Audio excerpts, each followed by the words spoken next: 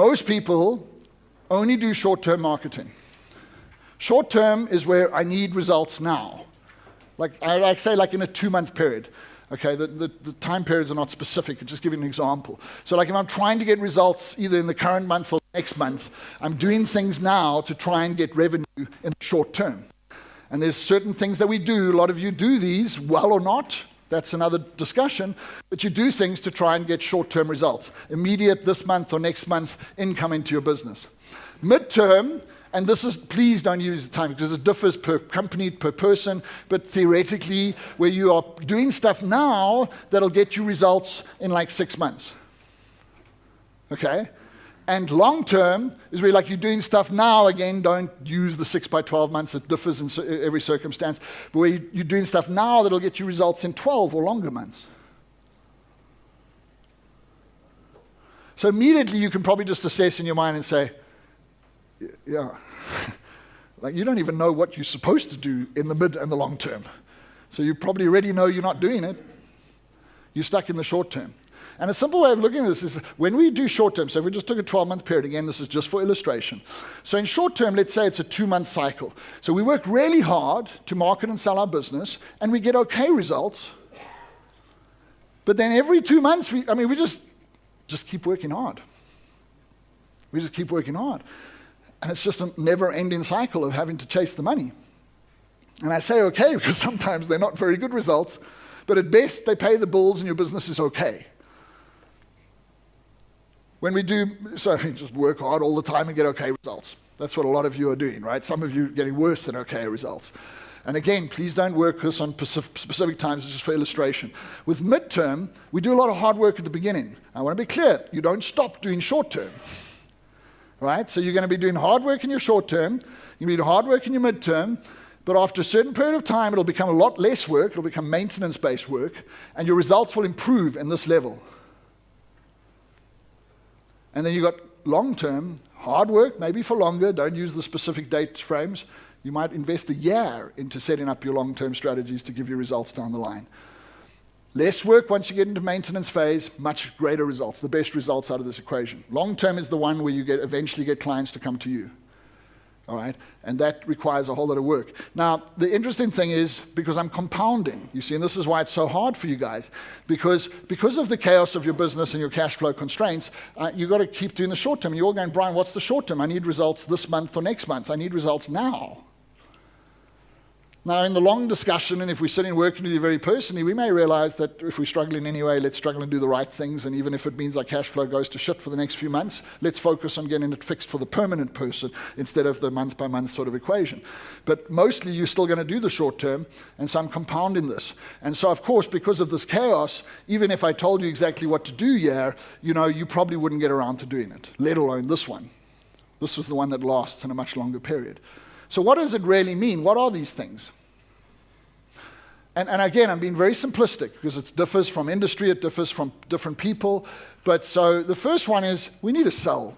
A lot of you don't realize that actually to resolve your short-term cash flows, you need to get off your ass and go and sell to people. You all want to put an ad in the newspaper, sit on your ass and hope that people just phone you and start taking orders, And it never works like that. So we need a market. But the easiest market that you may not have realized to sell to is your existing client base. And some of you may not have the friendliest clients because you haven't serviced them very well. Well, then obviously it's not going to be that effective.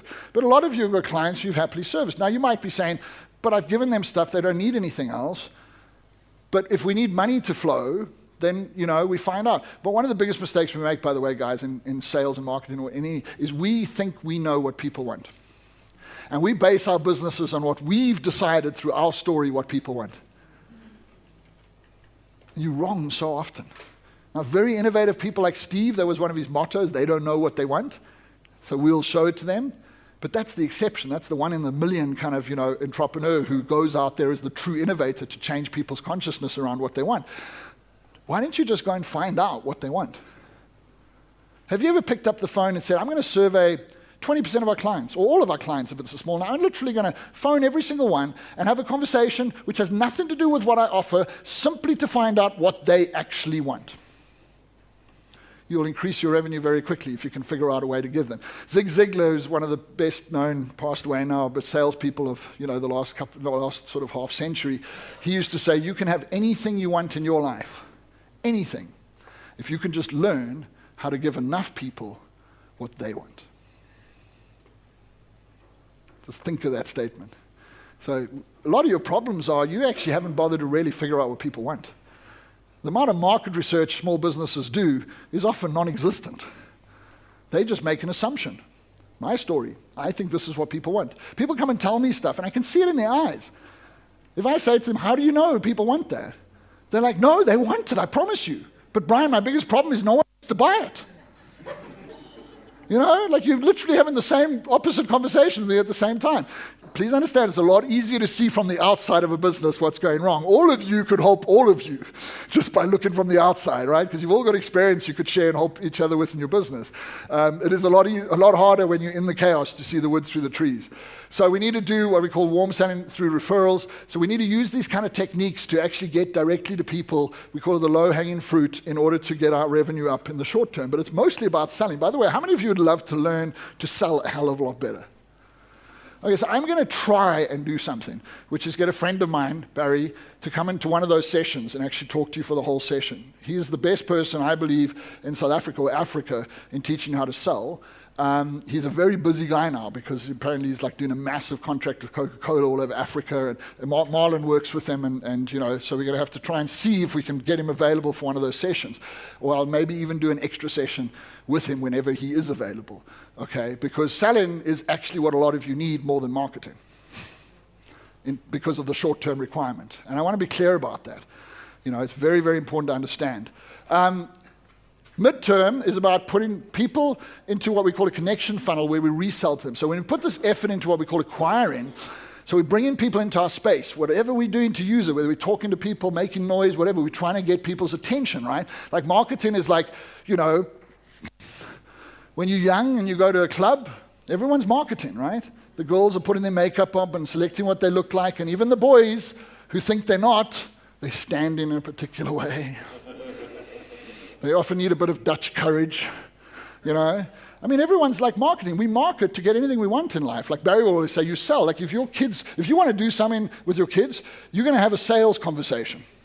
And one of you is going to win that conversation. Now, if your kids are young, you'll normally dominate it. Try it with your wife. Somebody's going to win that transaction, right? It's not a transaction of money, but one of you is going to get the way. Because every form of communication, I think Robert Kiyosaki said, sales is a life skill. And by the way, sales and marketing are completely interlinked. As much as marketing is about attracting people to us so we can sell to them, we do it simultaneously, and especially using technology where we don't one-on-one sell to people, or as Barry calls it, belly-to-belly.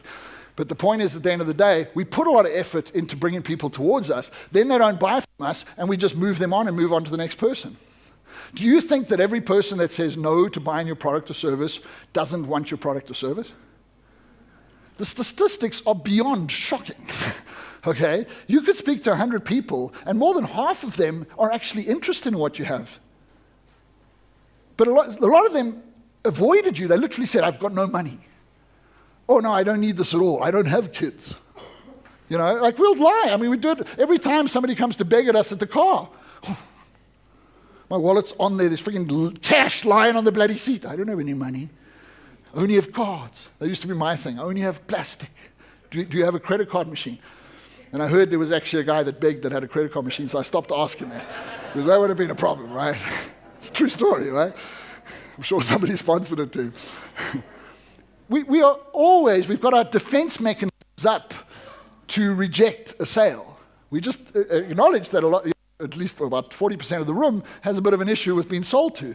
We've got our defense mechanisms up. Why is it any different to the person you're trying to sell to?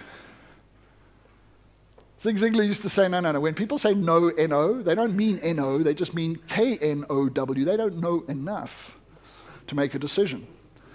Barry Mitchell, who teaches the Blair Singer method of selling, which is brilliant, and Blair will say, he'll say that the first objection that you get is almost never the real objection.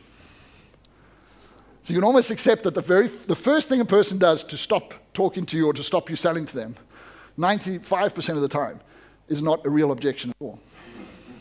Doesn't mean there's not objections, and he teaches you how to handle those, but objections are just ways of finding out more information. If you're targeting who you're going to, you're not randomly going to people, which is going to be lots more no's than yeses, you're going to find that as much as 50% or more of the people that you present what you're presenting to may want to buy your product, but you'll only sell to 5% of them. And again, these numbers differ from industry and platforms. And then a study showed, for instance, online, so I'm partially a specialist online, like where we create e-commerce sites or we create landing pages in order to sell, that if 10 people came to the page that actually wanted the product, but only one person bought it, let's say 11 people came, for simpler math. And so 10 people left, they wanted the product, but they didn't buy it straight away, that 80% of them who wanted the product will not come back and buy it from you. So because you didn't put enough effort into helping people make a decision in that moment, so digital, you restrict it to the digital platform, 80% of the people that wanted your product, they wanted it. They just had some reason to do it later because you didn't give enough reason to do it now. I mean, like a big chunk, as much as 50%, 80% of them won't come and buy your product. Or worse, they'll go and buy it from a competitor. What are you leaving on the table? And that's what we talk about when we talk about this thing called a connection funnel. It's just a term we use, where we earn the right to connect. So we don't go to sell, we go to connect. And then we earn the right to stay connected and get more opportunities to encourage people to buy our products or services. So the same amount of effort to bring the person in was the one equation. And if they don't buy straight away, it's okay. Because the stats, again, are ridiculous. You know, our mentor, Frank Kern, when I first met him a couple of years ago, he said, Brian, they had a connect, you can do a lot of this automatically, depending on your industry, right? And they had this 12-month connection funnel. So they didn't call it a connection funnel, but this 12-month sequence where people would come in and basically they wouldn't buy straight away. Those that did go on to a different sequence. Those that didn't went through this thing. And he would share and you get information and knowledge. You've got to earn the right to sell, continuously to people.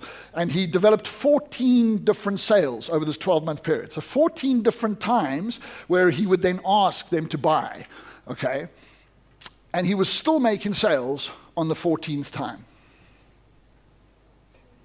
And most of the sales did not come from the first sale. I think he said the majority averaged around between the 5th and the 7th sale. But he said, he kept on thinking he's going to hit the end, where eventually you've worked that whole audience enough now, they're not going to buy. And he got to 14 and people were still buying at the 14th time to that same person that he was selling to. What does this tell us? Stop believing that when people just come and say no, that they don't want to buy your product. Because you talk bullshit all the time as well, when you don't want to be sold at that time. Sometimes it is financial. They don't have the money now, but they have it in 6 months' time. So there's many other reasons, but the truth is we play this game very wrong. And I've got some slides on this, but I'm kind of giving you the gist of it now. You also build a village. A village is the community. You create a community of people that have common interest with you so that you can connect with them and learn how to learn how to connect and get opportunities to sell to them. So we have a community of 170,000 people. So when something gets launched in the market, we can go to that community and we get an immediate uptake from that community. Versus having to go fresh into a brand new community, and what we call cold sell, or have cold traffic that we have to sell to. The long-term strategy is positioning yourself as an authority in a field or industry. It is positioning yourself where people go, that's the person I need to go to. You see, the amazing thing about this, and it's a whole strategy, and again, it would take, a friend of mine, Brendan Bouchard, teaches this in a 2.5-day workshop. So, please don't ask me to give you all the how in a short little period. But the point is, it's called expert marketing is the common term we give to it. The point is that when you position yourself in such a way that people go, well, I need gutters replaced in my house, but they actually, like friends are saying to each other, well, Lucy, you've got to use this guy. And you may have, because of the way we connect through it, you may have gone, this is the guy that taught me this stuff. This is the expert. You've made this perception that this is the authority. Who makes them the authority, by the way? You do. It's not based on your level of education. I asked Brendan, because he does it on a global level. I do it locally where I talk about expert marketing. And I ask a room, how many of you think you're an expert? That's an interesting conversation, because they're all business owners. And maybe 10 hands, 10% of the hands go up, yeah, I think I'm an expert. Brendan said, well, you're lucky, because he normally gets 1 or 2%. It's why would I use you if you weren't an expert? I don't understand that. An expert simply means you know something that other people don't know. You have some level of knowledge beyond the people that you're serving. But you have this perception that an expert means I'm the best in the world. So I'm not an expert, Brian. No, I'm not an expert. Well, I'm not going to buy from you. We just make it very clear up front. If you don't believe you're an expert, I sure as hell am not going to buy anything from you. All right, because what value are you going to give me? So this is where I run the risk of, can we spend the next 48 hours together and then we can deep dive this? Because as soon as I start opening these doors, I just want to let loose, right? Because there's so much stuff we need to understand, both in terms of the concept as well as in terms of the practical application of how to do this. And I was kidding because I'm not available for 48 hours. There was somebody who said, yes, was it you? Let's talk. All right, so we also want to maximize the village and the connection. So you want to create a place where, like I said, I can't explain this in the full context, but they're there, and there's lots of them. And they're not necessarily famous people. Obviously, we see in social media, which is one of the platforms you use, that people get a lot of recognition of famous, but there are literally millions of people who have communities in social media that you've never heard of before. And they've learned how to monetize that. And some of them created, one of the strategies we teach you is how do you create that connection without selling to them? You literally build this community. I get so many stories of people that while they were working, were building this community of a common interest to them, something that they loved, something that they valued. They didn't want to sell, they just wanted to connect, right? And they created this connection, they nurtured this connection over time, and eventually they didn't have necessarily 1 million people, because if it's a specialist community, it might only have 5,000 people, but they're specialist, right? And then they launched an ebook or a product, or they endorsed something, and suddenly money just flowed. There's a guy in America there's an equivalent of the CA exam. It's got another name in America. I can't remember exactly what it's called. But it's like the final exams you have to write to get your CA qualification. And so he started a website where he taught people how to pass their CA exam, because he struggled, took him 2 or 3 times, and he found there's ways to learn and to understand and to do this process of actually passing this exam to the level that had to be done. He started a website doing this. He built a community. He was kind of shocked how many people were interested in this. It's a friggin' accounting CA exam in the United States. He turned it into $1 million business. He wrote an ebook, put it up for I think $12.95. Freaked out because no one bought it in the first 24 hours. If you want to read this, by the way, great books. Guy, how many of you have heard of Gary Vaynerchuk? Who's heard of Gary? It's a crazy thing. We were really going to bring Gary here, but because so few of you have actually heard of him, which I'm finding out about a lot of people, because it was going to cost us $250,000, and now, I realize, okay, Gary, just give us a little bit more time, because clearly I'm going to struggle to get people who don't know you to pay attention. Just go on to YouTube, look up Gary Vaynerchuk. By the way, so Vaynerchuk is Vain, V-A-N, no, V-Y-N, Ner, Chuck, C-H-U-C-K, like he's Russian. And he says if ever there was a brand that really sucks in America, it's freaking a Russian name, So but he's so popular in social media and online that if you just type in Gary, it'll find him as the first person, all right? That's pretty impressive, off a name. So, but anyway, Gary, he's a crazy guy. He teaches entrepreneurship, very, very successful. He's worth $170 million, the poor bastard. And it's like not very successful, but it's okay. Maybe we'll pay a little bit of attention. And he's in his early 40s, and he's a bit noisy, and he swears a lot. So if you don't like swearing, maybe don't watch his videos. But he has 11 million followers around the world. And he has a company called VaynerMedia that companies pay hundreds of millions of dollars to utilize in social media. And it all started by him wanting to grow his dad's liquor business. And he started in 2008 when YouTube was less than a year old to produce a wine show. And this guy's like nuts. You think wine people are all sophisticated. Gary is not sophisticated, right? And he used that platform and 1,000 episodes that he created over the next number of years to turn his dad's $2 million business into a $60 million business. So, of course, people paid attention. By the way, he says for the first 2 years, he had 20, 30 people watching the show.